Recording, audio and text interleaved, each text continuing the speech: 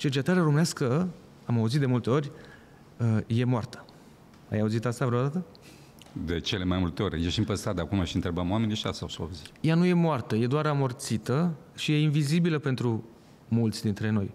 Dar în raport puteți să găsiți foarte multe exemple de oameni absolut fabuloși în toată țara, de la Dăbuleni, la Iași, de la Cluj, la Tulcea, care fac lucruri extraordinare într-o oarecare invizibilitate, e adevărat.